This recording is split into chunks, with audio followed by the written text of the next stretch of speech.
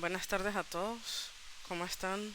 Espero estén muy bien en esta tarde, en esta noche, donde estén. Em, Muchas gracias por estar en este sábado. Pues en esta tarde tenemos la charla de Aprendiendo del Ataque, un caso práctico de ransomware en Hack the Box. En este caso, pues quiero presentarles al speaker. En este caso tenemos a David Ramos, quien es Digital Forensics e Incident Response Specialist en Lazarus Technology, con experiencia en forense digital, Threat Intelligence y Ethical Hacking. Posee certificaciones como CyberOps, CTA, CPTE, etcétera. Y hoy día pues viene a presentarles este tema en colaboración con CyberSec Uni. Así que más que nada agradecida con la comunidad de CyberSec Uni y con David en esta tarde noche. Te doy el lugar, David. Muchísimas gracias. Gracias, Michelle, por el pase. Voy a compartir mi pantalla.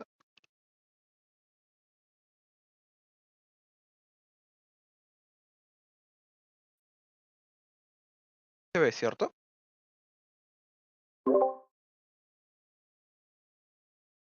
Vale, igual voy a tener el chat por acá.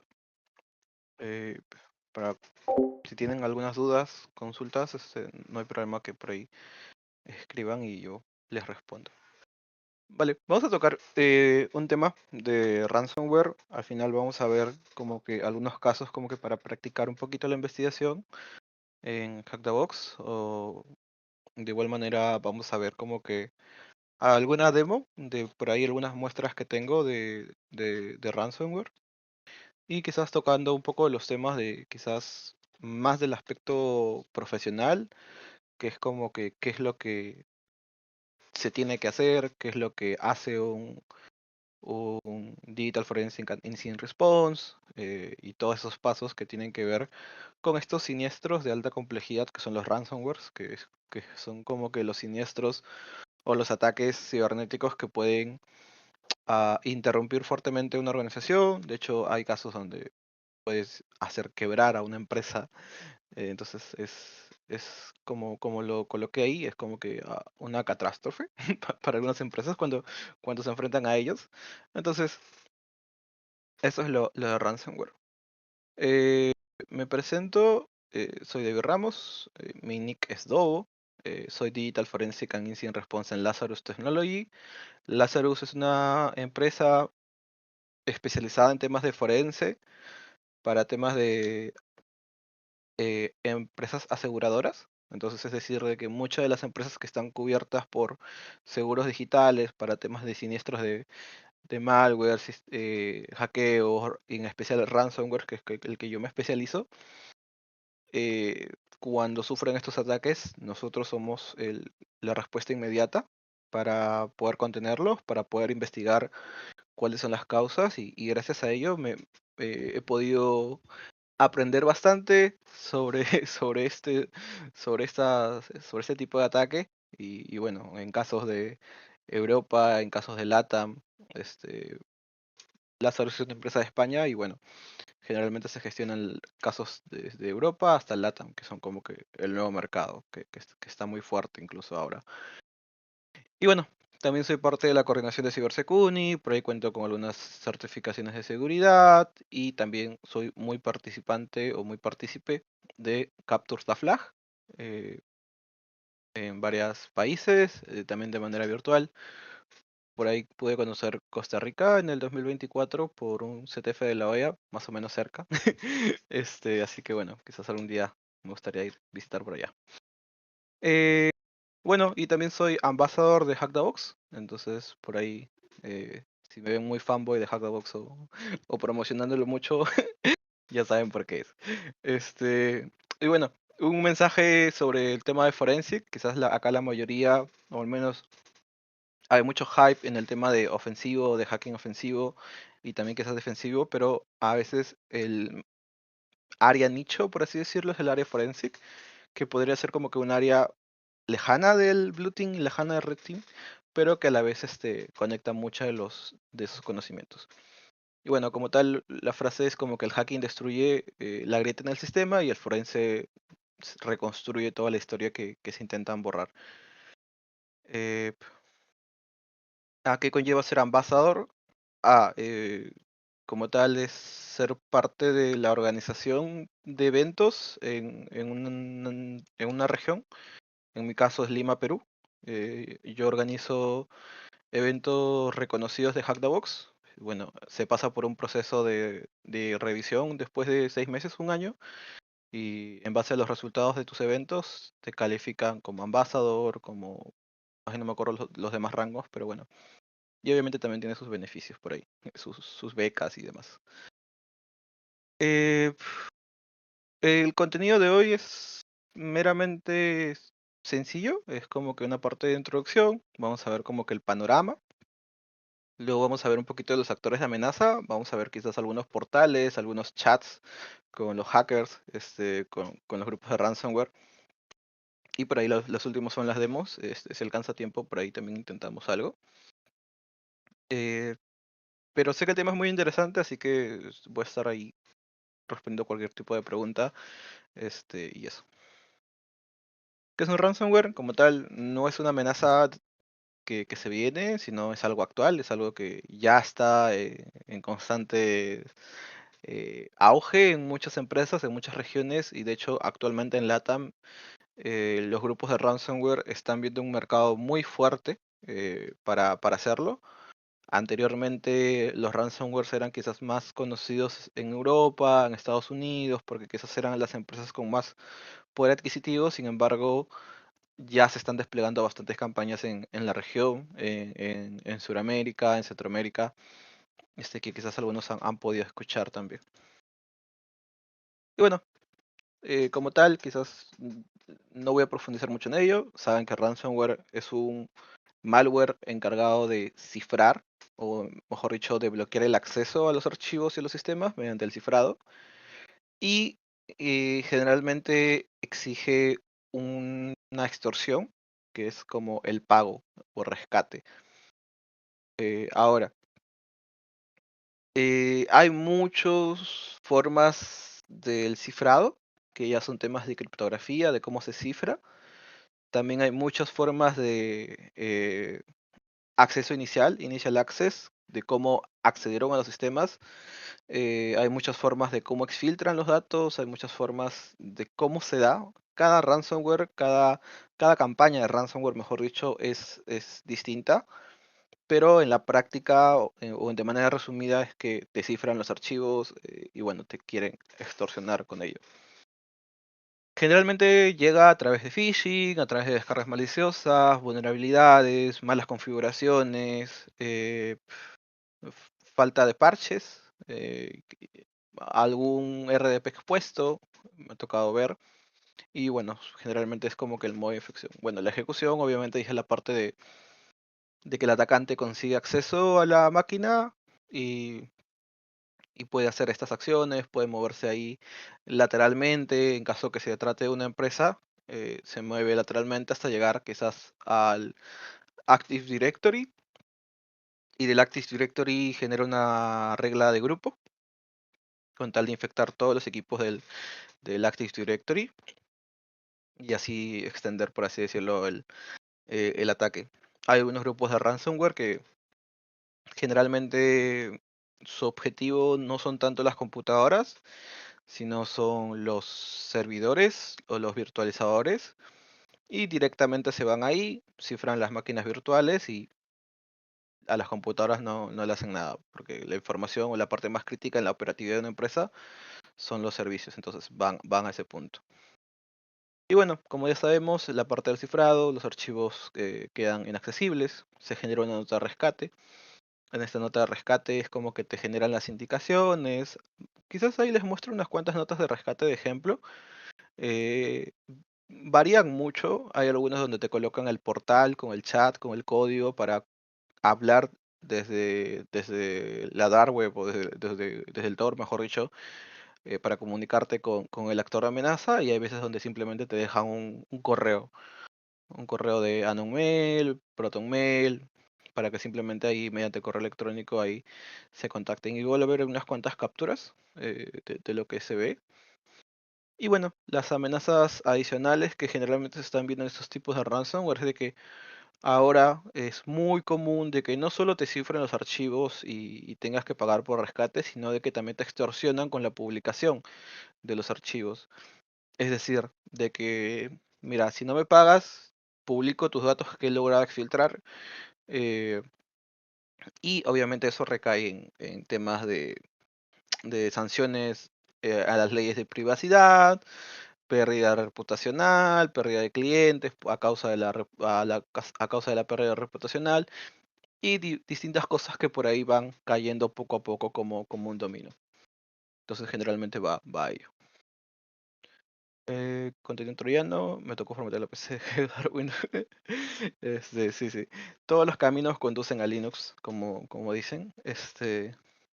Y justo para hacer un comentario con respecto a eso, generalmente las investigaciones de ransomware que veo están muy orientadas a sistemas de Windows. Eh, el negocio quizás va por ahí. De ahí de vez en cuando se hacen investigaciones para sistemas similares a Linux, que por ejemplo eh, que son obviamente distros personalizadas para ciertas máquinas, como un NAS que adapta un Linux o como un VMware que tiene un propio sistema operativo similar a Linux, entonces más o menos por ahí. Pero generalmente, al menos en lo laboral, el forense es muy orientado a Windows. Así que sí, hay más negocio, entonces más ransomware se va a ese sistema operativo para atacarlo. Bueno, vamos a hablar un poco de las cifras como tal. Más o menos en Iberoamérica, bueno, en LATAM como tal, esto es un reporte de CrowdStrike. Y bueno, hemos visto de que ha habido un aumento fuerte en Brasil, obviamente relacionado a la cantidad de empresas que hay en Brasil, relacionado al potencial adquisitivo que hay en estas empresas de Brasil. Entonces, es normal de que estos actores de amenaza dirijan sus esfuerzos a países con mayor cantidad de empresas dispuestas a pagar estos temas. Y bueno, acá tenemos algunas de las familias, por así decirlo, que han estado infectando a ciertos países. Algo muy destacado de CrowdStrike, que a sus actores de amenaza, a sus grupos de hackers, siempre les coloca como que algunos nombres, Brain Spider, Ocular Spider, Bitswise Spiders, y así ir. Pero bueno, los nombres más conocidos son los que están abajo, Ransom Hub, Lockbit, Eggbase, bueno, acá sería 8 bases, lo conozco más como eso, Medusa, Ricida, Akira y demás. De hecho, al menos de la región, me ha tocado analizar casos de Akira, casos de Ransom Hub, de Medusa creo que uno. Bueno, de Lockbit no he visto, creo que igual, siempre, ahorita recién van a lanzar su Lockbit 5, o creo que lo lanzaron y luego los volvieron a hackear, así que no sé en qué estarán los chicos de Lockbit. Y bueno, he visto también muchos casos, he visto que han salido muchos casos de 8 base en la región, pero nunca me ha tocado analizar uno, pero bueno, esto sí, sí, que son bastantes, que publican, creo que Ransom Hub publica como 8 víctimas al día de vez en cuando, y es fuerte, es fuerte. Y bueno, los principales vectores de entrada, al menos los que he podido ver, son los stealers, los zero day exploits y las partes de los phishings. Explico la parte de los phishing, más relacionados a temas de spear phishing y sitios de descarga. También hay ransomwares relacionados a personas, que generalmente están relacionados a estos sitios de descarga, que quizás por ahí te descargaste, como le pasó al compañero del chat a Norman, que no sé, quiero descargar un programa craqueado. Generalmente estos programas craqueados traen algo detrás, si no es un ransomware es un stealer, y por ahí cifran una computadora. De ahí hay otros que, por ejemplo, en un mundo corporativo, creo que hay unas capturas de eso, que hacen unas campañas de phishing mediante correo electrónico o mediante páginas que simulan un software corporativo y que por ahí lo descarguen y de ahí ese malware se encarga de estar moviéndose en la red. Los Zero Day Exploits también son algo muy importante que se explota para estas campañas de ransomware y están muy relacionados a los temas de los firewalls. Eh, Generalmente dejan ciertas consolas expuestas a internet de los firewalls como Fortinet, Citrix, Cisco hace poco. Y en ese tiempo donde se encuentra una vulnerabilidad y ese tiempo donde sale el parche y luego también hay un tiempo donde la empresa realiza la actualización o el parchado, pueden haber semanas y durante esas semanas los grupos fuertes de amenazas, actores de amenaza, se encargan de estar escaneando el internet en búsqueda de estos firewalls comprometidos, explotan la vulnerabilidad, llegan a acceder a la red y ahí ya comienzan a explotar otro tipo de vulnerabilidades para ir escalando, para ir moviéndose y finalmente cifrar. Igual las vulnerabilidades de VMware también. Y luego la parte muy interesante que está también en auge, por así decirlo, son las partes de los stealers. Cuentas de VPN, cuentas de RDP que generalmente son vendidas o se encuentran por ahí mediante recopilación de credenciales y que luego o son vendidas en mercados negros para luego ser utilizadas en estas campañas o a veces simplemente son encontradas al azar en estos datasets enormes de cuentas filtradas o hackeadas. Para dar un contexto, para los que no entienden mucho qué es un stealer es un malware que se encarga de descargar todas tus credenciales almacenadas en la computadora, especialmente las del navegador, tus cookies de sesión, tus contraseñas. Por lo general, yo siempre recomiendo no utilizar la gestión de contraseñas de los navegadores, de Brave, de Chrome, de Firefox. No es recomendable. eh, y bueno, porque justamente cuando te llegas a infectar, casi todos los stealers están orientados a estas rutas conocidas de las credenciales y bueno, generalmente buscan y logran volcar todas estas credenciales guardadas. Las juntan en un paquete enorme no sé, de los 300 infectados que con el juego, no sé, eh, Dota 3 o Counter-Strike gratis o cheats Counter-Strike la propagan, lanzan un video de YouTube, la gente lo descarga y entonces se llegan a infectar y de entre esas 300 personas que se infectaron, hacen un paquete de unos cuantos megas y los venden a alguien que realiza ya la tarea sucia de infectar.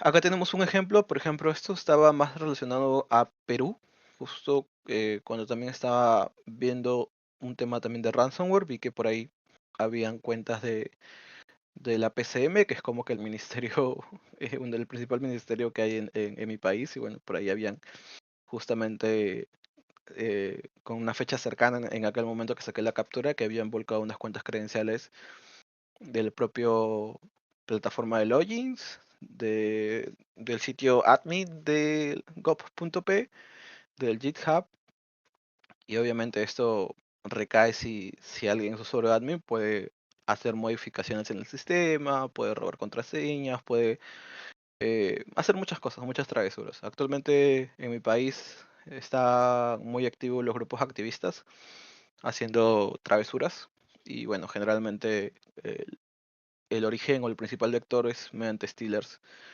eh, por la falta de cultura de ciberseguridad. Sí, justo de ahí voy a mencionar esa página que es No More Ransomware. Si bien No More Ransom está muy orientado a ransomwares muy poco conocidos o muy chiquitos, generalmente igual te puede dar una pista, al menos para infecciones personales. Para infecciones corporativas, la verdad, no te da la herramienta de descifrado, lamentablemente, pero sí es muy bueno como que para poder identificar y comprobar el que ha sido un atacante. Luego, otra de las técnicas que justo mencioné atrás son el RDP. Y por ejemplo, los ataques de RDP actualmente se utiliza el NLBrute 1.2, creo que ese también está. Y es, por ejemplo, una consola que se encarga de usar una red de una botnet, y esta botnet se encarga de hacer fuerza bruta a los servicios RDP. Se paga un servicio para acceder a esta red de botnet, a este servicio en NLBrute, y en NLBrute, con la lista que tú le mandes, comienza a realizar una fuerza bruta en base a las contraseñas y usuarios que tú le mandes. Y obviamente al ser una botnet te ayuda a que no se te bloquee directamente una IP si haces una fuerza bruta directamente desde tu computadora, y te permite justamente poder evitar esos controles de bloqueo, por ahí evitar que salten muchas alarmas, y más si es que las compañías no tienen configuradas estas alarmas. Y bueno, esto lo encontré en una investigación, donde me metí a unos chats de Telegram, de gente que se encargaba de full hacer ataques de RDP, y vi que justamente utilizaban esta herramienta, subían capturas de los sitios que encontraban, de los escaneos que realizaban. Bueno, creo que no puse. Ah, mira, por ejemplo, acá está. Por ejemplo, llegaban a acceder a máquinas de RP de China, creo, de algunos otros sitios, y, y mandaban las capturas. No sé qué habrá pasado con los dueños de esta empresa, pero lo más probable es que les hayan hecho algo, o hayan vendido el acceso del RDP, y de ahí otro grupo se habrá encargado de hacer la tarea sucia de descifrar. Y bueno, o sea, es algo muy latente. Los grupos de hackers están a veces muy segmentados en algo específico. No necesariamente un grupo de hackers va a hacer todo el proceso de explotación, sino que consigue el acceso a través de otro grupo de hackers. Este grupo de hackers le vende el acceso a este otro ya se encarga de desplegar el ransomware, y así sucesivamente. Entonces, los malos, entre comillas, o los malos, por así decirlo, ya se están profesionalizando mucho. Entonces es parte de las empresas de ciberseguridad, nosotros quizás como agentes, analistas, profesionales, practicantes del mundo de ciberseguridad, poder también entender cómo actúan para poder defenderlos de manera correcta a las organizaciones, y también, al menos a los que van a la parte ofensiva, también entender que a veces eh, la explotación real de empresas no es muchas veces similar a una máquina de Hackdogs, por ejemplo, sino que a veces simplemente es por una cuenta comprometida, y con una cuenta comprometida, con ingeniería social, se comprometió toda una empresa transnacional, sin la necesidad de hacer muchos pasos o muchos rodeos. Y bueno, son cosas que se dan. Por ejemplo, es una campaña de phishing de Black Cat o slash Alpha Ransom, donde se utilizó un sitio, un dominio fake de WinSCP. No sé si algunos saben qué es WinSCP. WinSCP es como que una herramienta que se encarga de ayudar a compartir ficheros a través de servicios de FTP, SFTP, demás cosas. Entonces, generalmente se usa en el rubro corporativo. Y lo que habían hecho, creo que acá no está, no, lo que habían hecho era de que, bueno, habían creado un dominio falso, habían pagado a Google Ads para que cuando uno busque WinSCP, este sitio salga primero. Entonces la gente, por un tiempo, una semana, 2 semanas, que buscaba WinSCP, les aparecía este sitio, le daban clic, descargaban la herramienta, y esta herramienta como tal era un troyano, y te infectaba. Más o menos acá está el malware listing, o sea, una publicidad mediante posicionamiento, temas de SEO, temas relacionados a ellos, hacían que estas páginas se posicionara bien en los buscadores. eh, Publicaban el phishing, se descargaba el instalador y ese instalador dropeaba una librería, un DLL, con un Python folder y ahí estaba como que modificaba una DLL que a veces podía existir en el sistema con tal de que genere persistencia y esta propia DLL se encargaba de hacer el contacto con el Command and Control para, obviamente, para el acceso remoto y para demás temas. Y obviamente también el otro lado era de que también te instalaba el WinSCP que tú buscabas para que no te des cuenta, pero en paralelo te infectaba todo el equipo. Eh, Acá está, por ejemplo, este link, si se dan cuenta, WinSCP-net-download es diferente a este, porque la campaña se utilizaron varios dominios. Se utilizaron este, y creo que había otro más. Y por ejemplo, este era como que los pasos. Uno buscaba un SCP y por ahí encontraba estos sitios. Y por ahí generabas las descargas. Este, accedía a ciertos sitios, por ejemplo. Y esto es como que, por ejemplo, van a entender por qué sale YouTube acá, en la siguiente captura. Porque algo muy interesante que ellos tenían era de que eh, detectaban cuando eh, tú subías este archivo a un virus total o a un escaneo de malicioso, porque si detectaba que el escaneo se hacía desde Estados Unidos, si mal no recuerdo, eh, te redirigía a un video de YouTube de Rick Roll, y si era analizado desde otro sitio, desde otro país, ya te descargaba todo el malware. Eso que hacía de que tú ponías el sitio fake o este sitio malicioso o este phishing en estos escáneres, obviamente te salía que era benigno, o sea que no tenía nada malo, o que lo subías a virus total, te salía que no tenía nada malo. Sin embargo, si lo descargabas, no sé, desde Nicaragua, desde Perú, ya obviamente te descargaba el malware en sí. Sí es algo como que muy gracioso, muy inteligente, como que para evitar estos motores de búsqueda, que son los que son Blue Team, no siempre se cuiden o no siempre confíen en virus total. Hay muchas formas de bypassear esos escáneres. Y bueno, era algo interesante.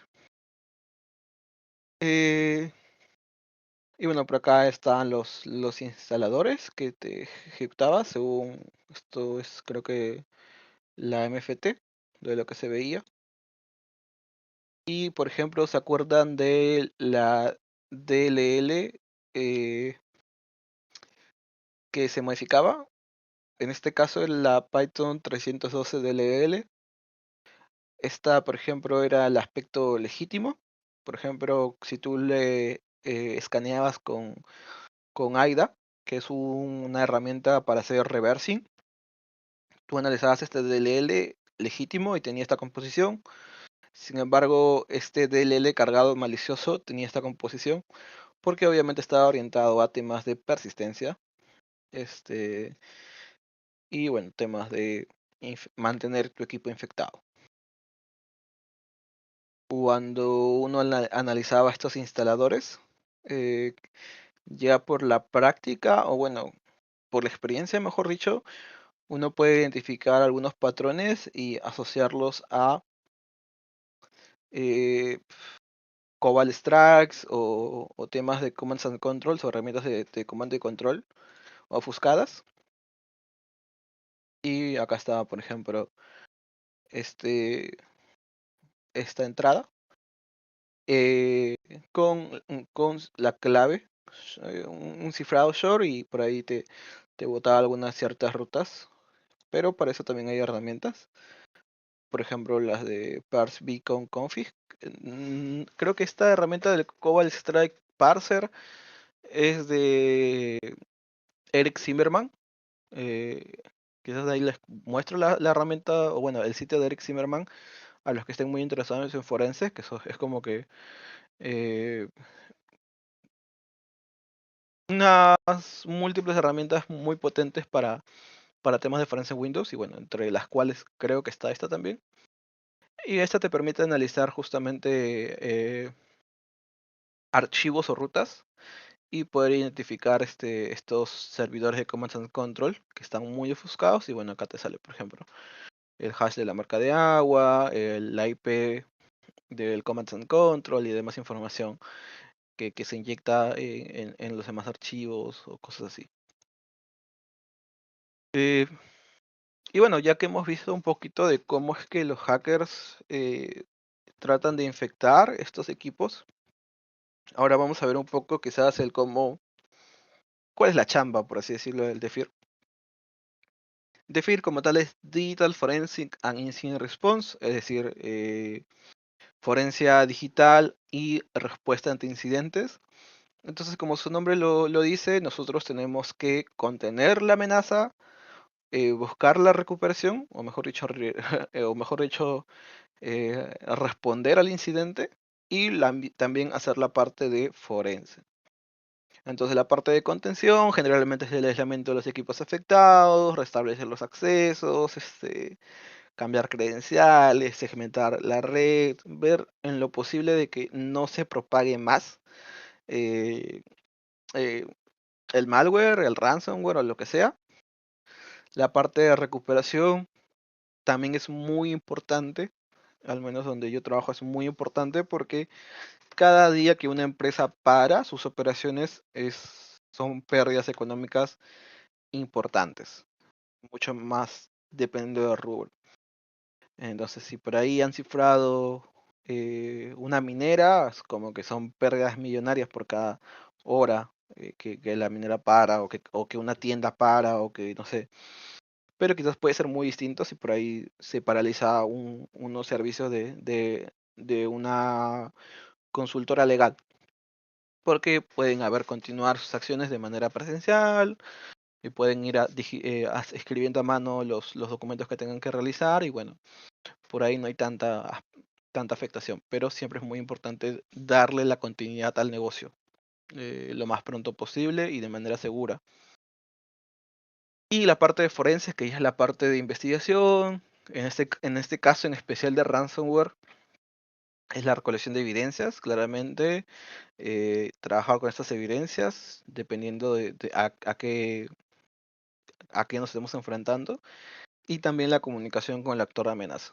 ¿Por qué es importante la comunicación con el actor de amenaza?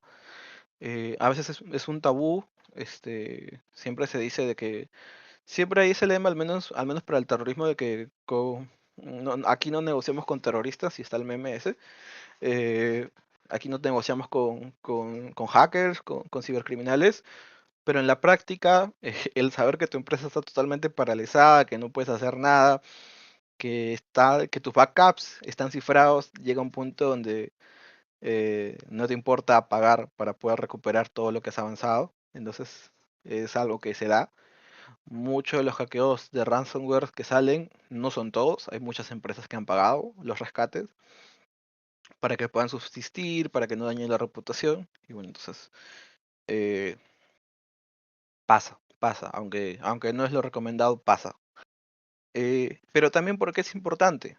Es importante también porque ayudamos a entender mucho más rápido eh, el ciclo de infectación. ¿Por qué? Porque, por ejemplo, muy aparte que nos sirve para saber si han exfiltrado datos, cuando se exfiltra datos se solicitan unas listas de exfiltración. Y en estas listas de exfiltración, por ejemplo, tú puedes saber identificar, mira, han exfiltrado eh, Excel de finanzas. Entonces, es muy probable que la infectación haya surgido de esa área. Entonces, vamos a centrar la recopilación de evidencias en esa área, en esos equipos, este, y así sucesivamente. También es muy importante saber cuánto tiempo te queda para publicar estos datos, para que se publiquen estos datos. La comunicación con el lector de amenaza también es importante para el tema de reconocer contra qué hackers o contra qué grupo de hackers nos estamos enfrentando. Y al reconocer qué grupo de hackers nos estamos enfrentando, podemos reconocer qué tipo de campaña están haciendo ahorita, cuáles son sus formas típicas de infectar, cuáles son sus commands and controls conocidos para ir bloqueándolos. Entonces nos permite también saber cómo actúa ese atacante. Y bueno, están los actores de amenaza. Ahí voy a colocar unas cuantas imágenes. Por ejemplo, coloqué algunas víctimas que pude encontrar de Nicaragua. Entiendo que acá la mayoría es de ahí. Eh, y bueno, por ejemplo, encontré Seguros América. Eh, Acá, por ejemplo, los hackearon y exfiltraron. La prensa, esto fue en el 2023 y fue por Lockpick. También hackearon, exfiltraron y por ejemplo acá sale que ya publicaron los datos. Temas de finanzas, facturas, acá que había pólizas. Y creo que el más importante, y quizás ahí yo tengo algunas dudas, porque yo también escuché esta nota cuando salió, que es el de Claro, que afectó mucho Centroamérica. Según lo que yo había entendido cuando vi las noticias es que había paralizado ciertas operaciones de telefonía. No sé si sea cierto, si quiere por ahí escriban en el chat si verdaderamente por ahí se perdió la señal, que no podían llamar, que no tenían datos, etcétera. Pero sí es muy importante. Y yo entiendo que, por ejemplo, al menos en Centroamérica hay muchos servicios interconectados. Creo que la parte de energía está interconectada, la parte de telefonía, al menos por lo que estuve viendo los documentos, está muy interconectada, al menos como ven los clientes. Wow, o sea, entonces, entonces, si llegaron a afectar la parte de las señales, por así decirlo, de las antenas, entonces sí se metieron hasta al fondo el momento de infectar a esta empresa. Y bueno, esta al menos creo que fue la más resaltante que pude rescatar. Antes de pasar a eso, les quiero mostrar estos sitios. Sí se ve, ¿no? Ya, sí, sí, sí, ya vi que sí se puede. Hay dos sitios interesantes, muy relacionados a ransomware, que es Ransom Lock y Ransom Life. Y bueno, acá uno puede buscar por grupos, por empresas y por ahí encontrar, por ejemplo, algunas publicaciones, algunas notas, las notas rescate, por ejemplo, el formato de las notas rescate, los mensajes y quizás acá específicamente el grupo. Por ejemplo, Killing es un grupo muy constante actualmente. De hecho, creo que tengo muchos casos con ellos.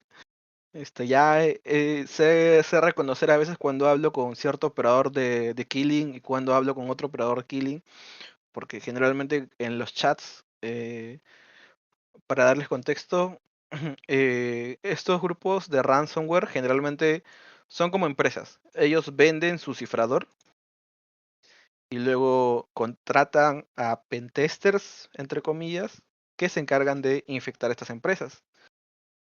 Y al momento de infectar estas empresas y solicitar rescate hay una comisión 70-30, 80-20, y por ejemplo 80 se lo queda el atacante y 20% va hacia la organización de Killing, por así decirlo. Y ya, pues entonces a veces me ha tocado hablar y he podido identificar cuando hablo con alguien, con un negociador muy cerrado, y hay veces que hay negociadores muy abiertos. Si le pido los datos de filtración, hay algunos que no, acá no hacemos eso está prohibido. Y mientras en cambio converso con otros, es como que ya, te lo vamos a preparar, estimado, en un día vas a recibir esta lista de exfiltración, saludos cordiales, y bueno, entonces sí pasa bastante. Bueno, estos son como que algunos canales que tiene Killing para conectarse. Sí, sí, es gracioso. O sea, quizás a veces me ha tocado, a veces en reuniones decir esto, pero y a veces suena mal, pero son profesionales. Son muy profesionales, entonces ellos es su trabajo, lo hacen profesionalmente. Obviamente está mal, afecta a familias, afecta a empresas, pero al menos sí han profesionalizado bastante ese rubro de ser hackers malos. Y mira, por ejemplo, este es de Killing y por ejemplo, hoy han publicado una, dos, tres víctimas. Hace 2 días publicaron otras tres víctimas y así. O sea, son muy constantes este grupo. De ahí el otro grupo que veo que es, bueno, en su momento fue muy constante. Últimamente no he visto casos de este grupo, al menos yo, pero no sé si siguen activos. Ah, sí, mira, siguen relativamente activos. Hace 3 días subieron cuatro y así sucesivamente. Este, mira, por ejemplo, hubo un día donde subieron casi 63 víctimas o 60 y tantas víctimas en un solo día. O sea, es, es, es súper bueno. Y bueno, luego el otro sitio es Ransom Life, que actualmente está en su nueva versión. Le han mejorado bastante la interfaz gráfica. Y bueno, acá quizás ustedes pueden buscar por los filtros. Por ejemplo, acá está lo del mapita. Carga. Estoy con VPN, ¿no? Bueno, ahí está. Por ejemplo, México 50, por ahí Honduras, Nicaragua sale 1, Costa Rica, Perú 17, por ahí 97. Obviamente, como les dije, quizás muchas de las operaciones están más centralizadas donde hay más empresa, donde hay más poder adquisitivo para que por ahí obtengan más eh, pagos. Y acá podemos ver las últimas víctimas, como tal. Los grupos de ransomware, acá están. Por ejemplo, vamos a buscar el de... aquí. Ya son como mis favoritos ya. Tantos casos que veo de ellos. este Y por ejemplo, acá están algunos sitios eh, donde están sus TTPs. Uy, no tiene, qué raro. Tiene reglas Yara. Acá está. Bueno, sus indicadores de compromiso, por ejemplo, sus servidores FTP, las herramientas que usan. Esto también es súper importante. Cuando uno investiga, tiene que saber contra quién se enfrenta y basarse también en qué herramientas utiliza. Por ejemplo, en su momento, cuando yo empecé, no conocía mucho Screen Connect. Y obviamente cuando yo busco herramientas de acceso remoto, yo me centro en Anides, me centro en TeamViewer, en Supremo lo conocía por Minecraft, este, pero de ahí vi que hay muchas herramientas de acceso remoto y entre ellas está Screen Connect y vi que también era muy utilizada por los atacantes para dejar persistencia. No siempre la persistencia como tal es una reverse shell que apunta a cierta IP, a mi IP de command and control.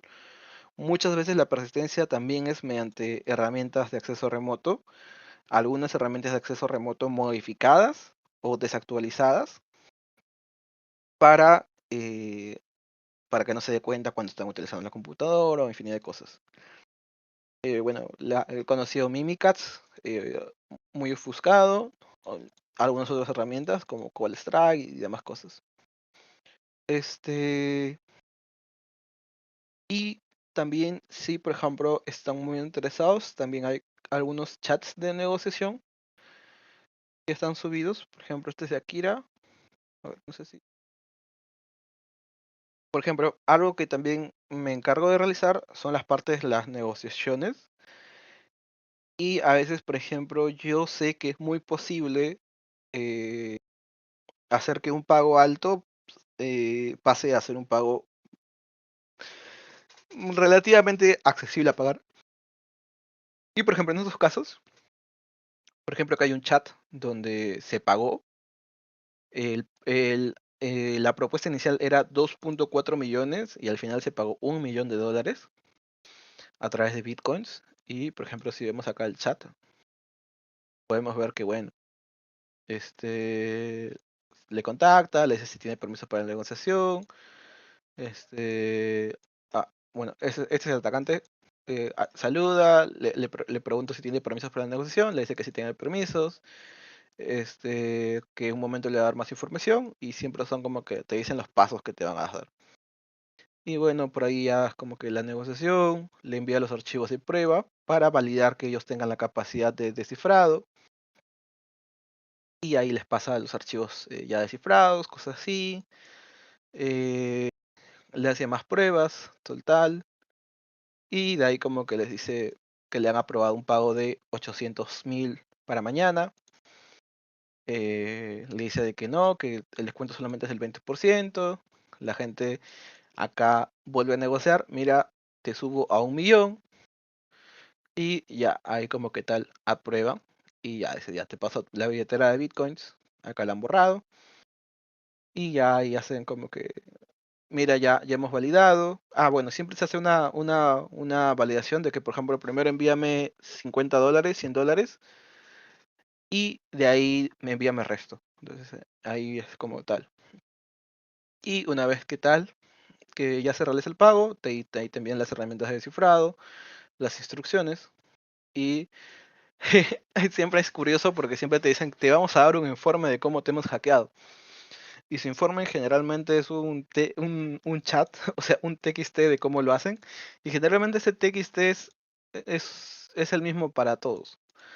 Te dicen de que que han comprado este mismo mensaje yo lo he visto varias veces. Que han comprado tu acceso en la dark web, lo que les dije, las cuentas, mediante Stealers. Y de ahí han usado Kerberos para ir escalando en el Active Directory. Y por ahí como tal ya te dice las recomendaciones. Doble factor de autenticación, usar herramientas de seguridad, cosas así. Y bueno, al final también le mandan los logs de borrado. Eh, en esta negociación generalmente lo hace o sea, la persona con experiencia en estos casos. eh, no siempre es el analista forense, a veces es el analista de inteligencia.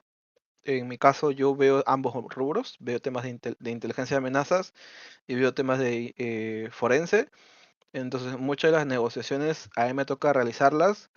Obviamente muchas de las prácticas, eso ya sería como que para otro tema de charlas y que ya tenga que ver con negociación, porque son técnicas como que el tampa, temas de ganar, ganar, temas de los límites de lo que yo puedo decir en el chat, no garantizar ningún compromiso, evitar mencionar la empresa, las limitaciones que tienen que haber, los juegos, por ejemplo, muchas de las cosas de los juegos que se hacen es que, por ejemplo, acá la persona ofreció 800K. O sea, él desde el inicio, al menos lo digo en mi caso, yo ya sé hasta cuánto puedo pagar. Por ejemplo, yo sé que puedo pagar hasta $100.000. El atacante me pide 400.000. Yo sé que puedo pagar hasta 100.000. Y yo me creo todo un floro, que la empresa está triste, que está gastando mucho, de que hace poco tuvieron una gran inversión, un gran gasto, entonces te ofrezco 40.000. El atacante me va a decir que no, no te voy a aceptar eso para nada, me bajo un poco, luego le dije, ya, mira, el viernes va a haber una reunión del comité de emergencia para ver cuánto más podemos pagarte, dame unos días más y por ahí le subo un poco más y así sucesivamente hasta llegar al monto que yo había llegado y a ver si lo aceptan o no. Pero generalmente sí se llega a acordar un precio, porque algo muy importante en estos rubros es de que o perdemos ambos o ganamos entre comillas ambos. Porque mira, ellos pierden el tiempo que se han dedicado a infectar, pierden el dinero que han comprado el acceso a la empresa y sus temas logísticos. ¿Y nosotros qué perdemos? Nosotros perdemos mucho más como empresa, perdemos la reputación, perdemos la filtración, tenemos que se tienen que pagar sanciones por privacidad de datos. Entonces, ¿cuál es el camino correcto? El que, entre comillas, ganen ambos. Tú ganas el, las transferencias de Bitcoin y yo gano evitar sanciones, evitar exposición, evitar daños reputacionales a través de este pago. Entonces, generalmente, gracias a esa mentalidad de o perdemos ambos o ganamos ambos, se llega a un buen punto medio. Pero sí, es un tema largo, no es tanto técnico ahí, si bien es muy importante entender y conocer un poquito cómo ellos negocian, no hay muchos chats de estos, y como les dije, cada negociador de Akira es distinto, o sea, este puede ser distinto a este, puede ser distinto a este, puede ser distinto a este. Entonces, muchas de las técnicas de negociación no funcionan o no están estandarizadas por más que sea un mismo grupo.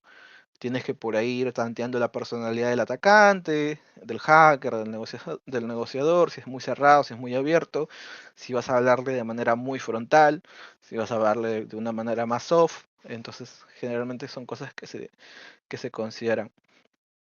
Eh, y muchas de estas veces también sirve para dilatar la publicación. A veces la publicación normalmente están programadas para que te hackean y a las 2 semanas te publican. Muchas veces el negociar es como que también te permite patear la publicación. Te los puedes patear un mes y medio y cosas así. Entonces sí, sí es muy, muy, muy, muy, muy importante también. Y mira, por ejemplo, este es el foro de Akira. El foro de Akira es súper hacker. Es como que una consola y colocas comandos para ver la lista de, de páginas hackeadas. Y acá te salen por ahí algunas empresas que han sido hackeadas. Y luego está su portal eh, de negociación, que generalmente te dan el enlace y te dan una password, un user y un password. No, creo que en este caso solamente te dan el password. Y por el password ya te automáticamente te logueas. Este, y bueno, cada uno escribe su chat de más o menos qué es lo que quiere, lo que han visto. Y acá, por ejemplo, estas negociaciones, ya con experiencia, ya se hacen mucho más rápidas. Al menos cuando queremos saber la lista de filtración. Yo simplemente ya envié 2 mensajes y automáticamente él ya sabe que me tiene que dar la lista de filtración.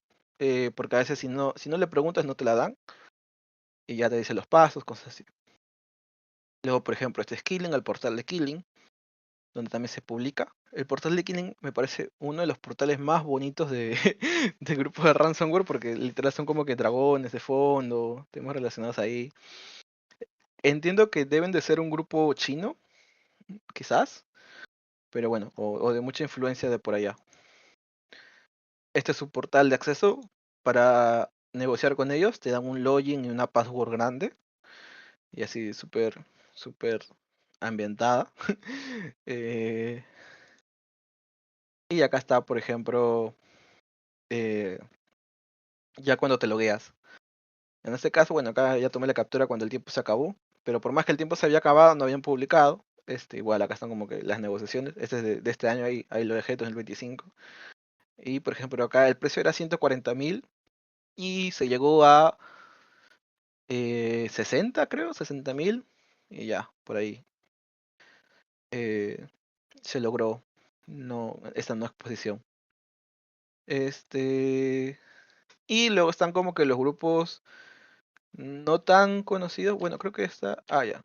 No tan establecidos. Este me pareció súper raro. Kraken de la nada revivió. Vi que antes era como que el Hello Kitty, pero fue conocido por hackear Cisco. Acá sale Cisco, pero de ahí no vi evidencia más de ellos hasta que me tocó ver un ransomware de ellos. No era una empresa para nada grande. Pedían, el precio era muy barato.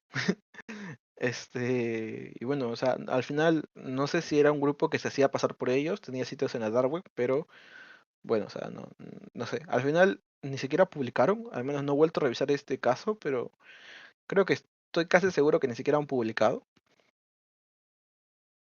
Y luego están los grupos más chiquitos, que son, por ejemplo, que ya son por correo. Acá, por ejemplo, se contacta por correo, dame 10 días, ok, ya pasaron 10 días, buena suerte, y acá me pasan la herramienta después de las negociaciones, después del pago de bitcoins y ya, pues entonces por ahí. Y luego hay otro, estos son por mensajes de correos de ProtonMail. Luego hay otra forma que es a través de Tox, que es como que un canal cifrado, eh, que también lo utilizan mucho los atacantes. Es como Medio raro, pero bueno, sí. Es como que te permite hacer estos tipos de conversaciones como un chat. Y ya, y obviamente todo esto depende mucho de la madurez del grupo de atacantes. Vale. Ah, vamos a ver. Uy, por ejemplo, acá había cargado una muestra de un ransomware de Akira. Y por ejemplo, cuando fue ejecutada, este Akira.exe, algo que, que tienen que tener claro es de que muchos de los cifradores, por así decirlo, entre comillas, el malware del ransomware muchas veces es personalizado. Es decir, el cifrador para la empresa A es distinto que el cifrador para la empresa B, para la empresa C y para la empresa D. ¿Cuáles son los riesgos? De que si yo me enteré de que han hackeado la empresa B y han subido el hash de su cifrador, de nada me sirve bloquear ese hash porque a mí no me van a atacar con ese ransomware o con ese hash o con ese cifrador, sino me van a atacar con uno personalizado especialmente para mí. Entonces, ¿cuáles son los otros riesgos de esto? De que cuando yo busque el hash de este cifrador, no va a aparecer en virus total, porque nunca ha sido escaneado en virus total, porque es un malware recién hecho, entre comillas. Entonces, van a evitar este tipo de cosas. Ahora, en este caso, por ejemplo, al ejecutar este cifrador, eh, modificó en 3 segundos, 4 segundos, más de 5.500 archivos. Los cambiaba con la extensión .akira, creaba las notas de rescate. Creo que puedo leerlo acá. Ya, creo que ya, bueno, no bajo más porque abajo sale el código. Y bueno, la nota de rescate de Akira y ahí está como que tus archivos cifrados, los módulos que he utilizado del propio Windows, porque muchas veces para cifrar estos archivos utiliza módulos propios de Windows para hacer estas operaciones criptográficas y por ahí, no sé, ha hecho algunos cambios en los temas de registros para generar persistencia y demás cosas. En general, siempre que hay una máquina cifrada por ransomware, como tal, siempre es recomendable eh, formatear. Formatear, porque muchas veces no sabemos qué tipo de persistencia genera en el equipo. A veces que podemos identificarla, pero no estamos con la total seguridad para eh, detectar todas las herramientas o todas las técnicas de persistencia. Y vemos que después del cifrado también realiza una operación de PowerShell que es para borrar las shadow copies. Las shadow copies son como que las copias de seguridad del sistema, los backups del propio Windows, y hace como que una limpieza de ellos con tal de que obviamente, por más que inicies tu PC en modo seguro, desde un punto de control, ya no puedes recuperar esta información. Eh, y ya, luego iba a tener otro, pero tengo que buscar la contraseña de este archivo, porque sí tengo guardado algunas muestras que descargué de Ransom Hub, de Alpha, de Akira tengo varias, tengo 3, de Killing también, de Killing tengo para recuperar una en un caso que todavía tengo pendiente.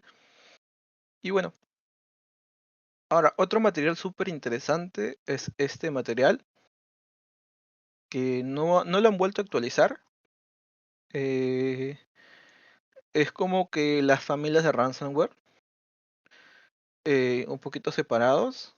Y la verdad es de que cuando uno ve el aspecto forense, se puede centrar simplemente en la investigación.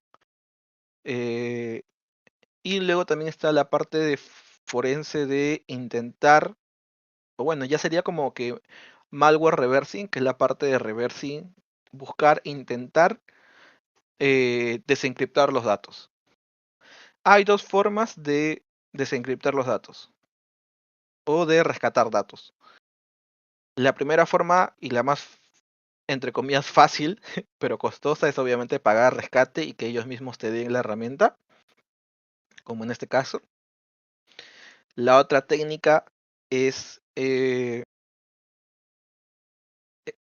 estas las paso, de esta creo que se tiene que descargar, creo que ya no está posible para descargar, un día lo busqué, igual la busco, si no se lo paso por acá.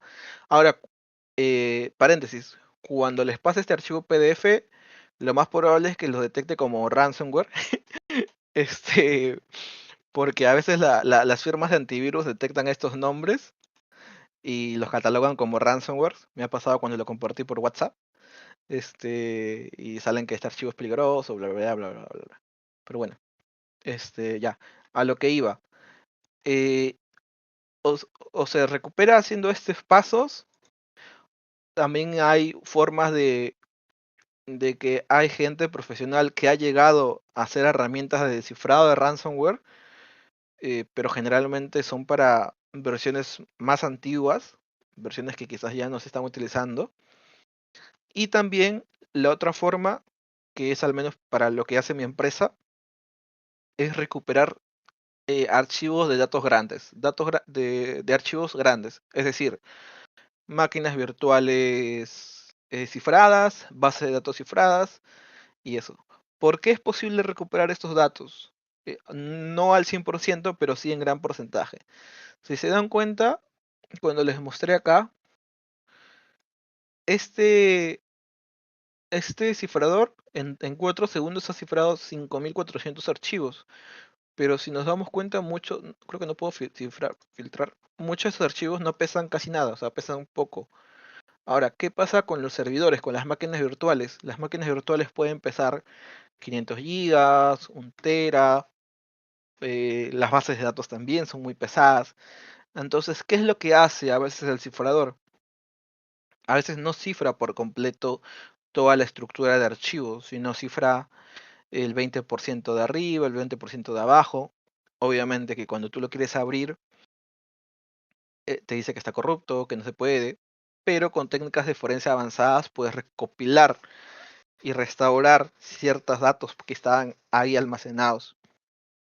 Entonces hace una recuperación del 50%, del 80% de estos datos, pero generalmente son para máquinas virtuales, para bases de datos. Cuando hablamos de un archivo PDF que ha sido cifrado, obviamente estamos hablando de que todo el archivo PDF ha sido cifrado, entonces ahí no hay mucho que hacer. Y bueno, cada cifrador generalmente viene de una familia. Creo que la familia más conocida, acá está, Conti. Conti, que viene de Ryuk. Bueno, Hermes, la verdad, este no lo conocí mucho. Lo conocí de Ryuk. Uy, lo conocí de Ryuk. Y de Ryuk pasó a Conti. Y de Conti, por ahí, entre la farándula hackers de malware, se pelearon ahí entre los desarrolladores que crearon el cifrador. Y uno de los desarrolladores publicó la herramienta, el código fuente, y de ese código fuente salieron muchos más grupos de ransomware. Diabol, Mine, Spider, Gold, Luna, Royal, de Royal salió Black Suite, Akira, por ejemplo, Akira se dice que es de la familia de Conti, Megazord Fog, que también es relativamente nuevo, que también tiene varias víctimas, me ha tocado ver sus casos de y así sucesivamente. Y acá también hay algunos que dicen guarda relación, por ejemplo, el Mimic también dicen de que guarda relación con el Conti, y así sucesivamente. Porque generalmente alguien desarrolla una muy buena herramienta de cifrado, por ahí las compran para hacer otras herramientas, para mejorarlas y por ahí hacer esas cosas. Obviamente lo que buscan es cifrar la mayor cantidad de datos en el menor tiempo posible. Entonces generalmente se van. Y así, los grupos de ransomware se mueven, cambian constantemente. algunos se desarman y, y luego se mueven. Por ejemplo, un operador, el operador de grupo de ransomware es la persona, por así decirlo, el pentester, entre comillas. Puede estar operando para Killing un momento, no sé, atacaron a Killing, quitaron a las cabezas y este operador se va a trabajar con Akira o se va a trabajar con Medusa o con Ransom Hub, así, y por ahí van rotándose. Este, y bueno, ya estamos con el tiempo. Estas Sherlocks que recomiendo, que están muy relacionados al temas de ransomware, son los de Lockpick, que hacen como que una similitud al Lockbit, que era un grupo de ransomware también muy conocido, que hackeó la prensa en su caso de Nicaragua. Y bueno, tiene su versión Easy, su versión Hard y su versión Insane. Algo muy importante de acá es de que no es netamente forense, sino que también tiene que ver con un poquito de malware reversing.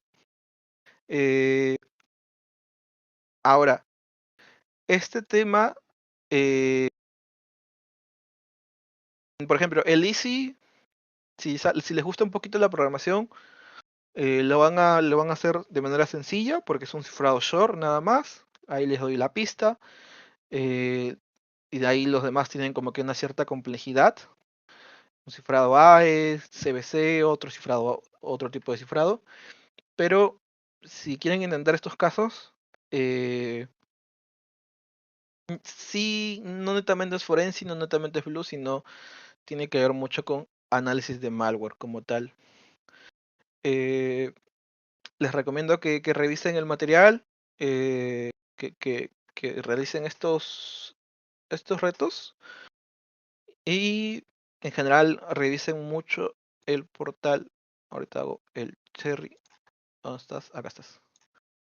Revisen mucho las herramientas de aprendizaje que tienen acá.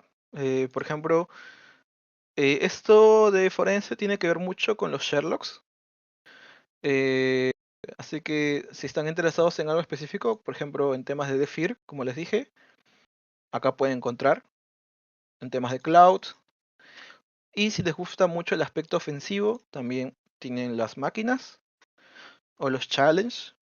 En general, yo siempre recomiendo, seas Blue Team, seas Red Team, aprender de todo, porque al aspecto profesional uno sí se da cuenta la diferencia de quién está trabajando porque en sí, porque eh, entró al mundo de seguridad de la información o el mundo de ciberseguridad, y quién de verdad está ahí porque le apasiona la ciberseguridad. Entonces, da mucho valor agregado el que si tú eres Blue Team y sabes hackear, o si, por ejemplo, si tú eres Red Team y sabes cómo evitar ese hackeo, evitar esas técnicas, o dónde o qué herramientas se necesita la empresa para mitigar esas vulnerabilidades. Entonces, es muy importante que revisen ambos aspectos.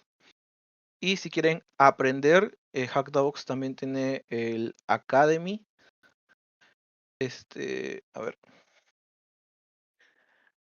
el Academy Hack the Box, que son como que para temas de aprendizaje. eh, si están en la universidad, tienen sus descuentos de $8 al mes y tiene una gran cantidad de módulos para aprender. Inclusive los módulos de Forensic tiene, al menos acá no hay mucho, para ser sincero, de Forense, al menos por ahora no hay algo fuerte o algún material bueno que digamos. Hay un material introductorio, sí, bueno, pero a nivel intermedio avanzado no hay mucho. Este módulo es nuevo, lo voy a revisar después, recién lo veo. Se ve interesante. Y acá pueden aprender tanto Red Team, Blue Team. Es teórico práctico. Por ejemplo, ah, no puedo desbloquear ese módulo. Ah, por ejemplo, para los que no conocen, a ver, de atacando IAs, Tier 2. tiene, o sea, parte teórica, obviamente está en inglés, le dan a traductor, y luego también tiene un poco de la parte práctica, al menos a los que salga acá recito, generalmente hay algo práctico. Y acá, por ejemplo, te pide aplicar una ingeniería reversa en el modelo con 80% de efectividad para obtener la flag y bueno, lo obtienes y ya. Con todo lo que has aprendido tienes que realizarlo. Y así sucesivamente. Eh, Son materiales que recomiendo. Luego también hay otros sitios, TryHackMe como tal. Hay bastantes nuevas academias. Creo que también Nika Security también tiene una academia, Nika Sentinel. Quizás también. Ciberseguridad es de aprender bastante. Net Sentinel, disculpen. Así que es un aprendizaje constante. Algo que no les comenté, por ejemplo, en mi caso, yo sigo siendo estudiante universitario de ingeniería de sistemas.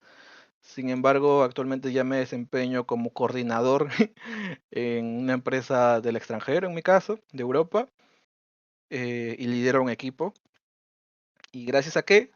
Gracias a las certificaciones, gracias a mi participación en Captura Flag, gracias a que el conocimiento que adquiero es mucho de plataformas, más que de la universidad.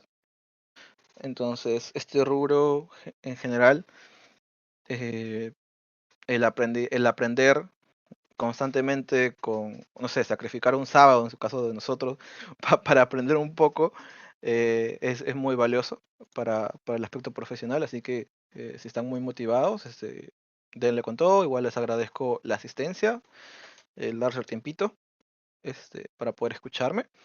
Y bueno, les doy ahí quizás el espacio por si quieren realizar preguntas, dudas en el chat.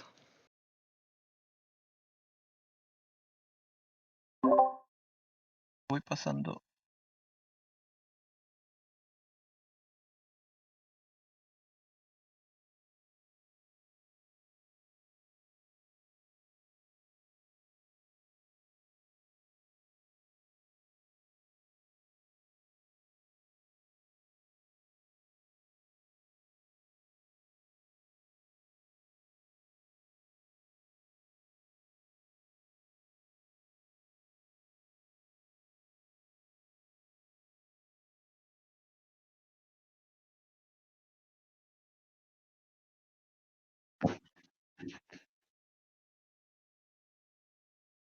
El PDF me deja compartirlo sin que lo bloquee.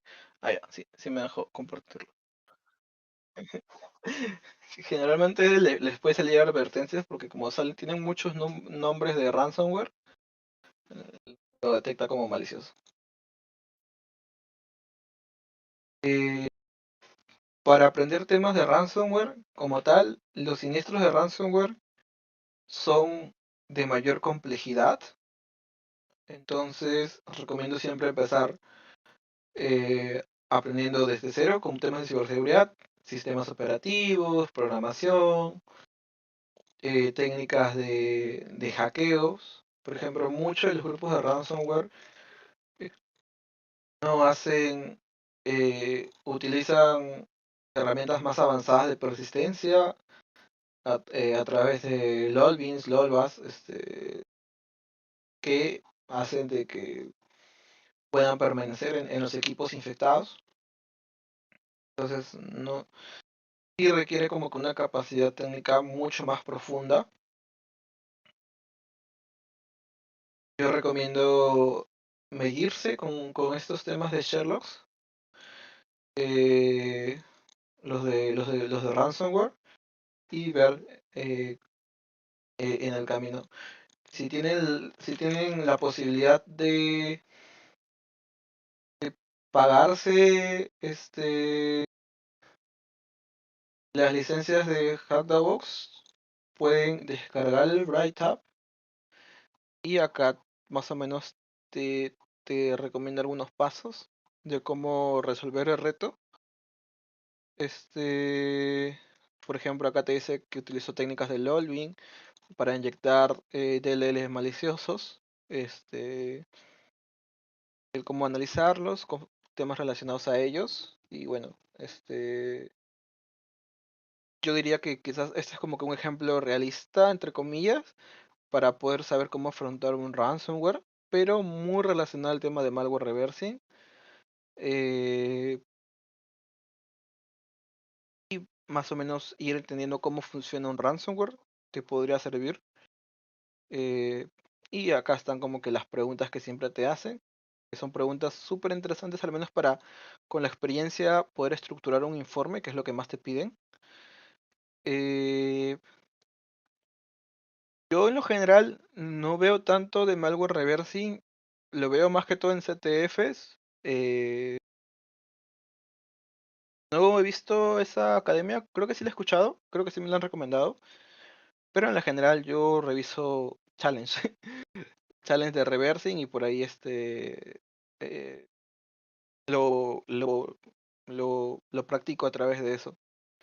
De ahí, dependiendo de ustedes, pueden utilizar los, las herramientas para analizar binarios.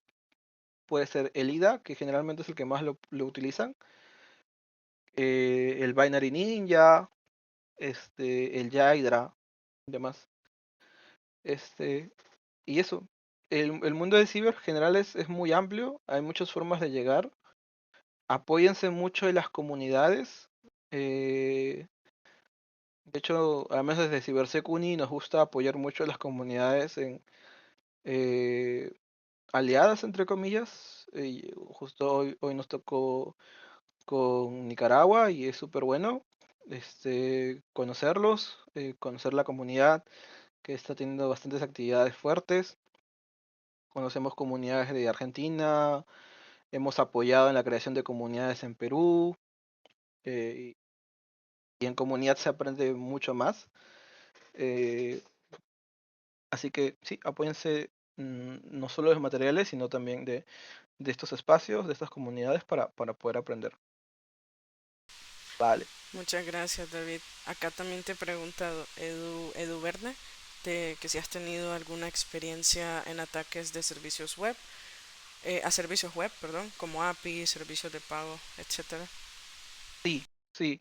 Ah, para clientes de LATAM, sí he visto unos casos de pasarelas de pago, temas de phishing, algunos temas de, por ejemplo, mala programación eh, de los servicios. Habían, por ejemplo, habían explotado una página web, habían modificado el, el sitio con tal de que cada vez que uno consultaba las deudas que tenía, enviaba esta información a un command and control y este command and control los almacenaba y con esta información hacían campañas de phishing de SMS. Por ejemplo, detectaba de que esta persona, no sé, debía $30. Les enviaba un SMS de que, oye, te estamos haciendo una promoción, un descuento, tu deuda de $30 ahora son de $10. Por favor, utiliza este link para pagar hoy. Tienes, no sé, 6 horas para hacer el pago. El link obviamente te redirigía a otro sitio, tú colocabas tus datos de tarjetas, y al final obviamente te quitaban más plata de lo que era. Muchas gracias, David. Creo que por ahí, no veo más preguntas para ti, entonces nada más recordarles el, el formulario, ¿verdad? De asistencia que le dejó mi compañera, un poquito más arriba, para su certificado de asistencia. Y nuevamente agradecer a David y a CiberSec Uni por este espacio que hemos tenido en conjunto y más bien muchísimas gracias, siempre bienvenidos y bueno, espero para la audiencia y muchas gracias por estar y que puedan seguir asistiendo a las demás charlas. En breve mi compañera les va a estar dejando la próxima charla que va a ser en 3 días, si no estoy mal, el miércoles. Entonces, bueno, para que estén pendientes. Se les aprecia mucho y esperamos tengan un excelente fin de semana. Igualmente tú, David. Cuídense mucho todos. Gracias. Muchas gracias por la invitación, hasta luego, buen fin de.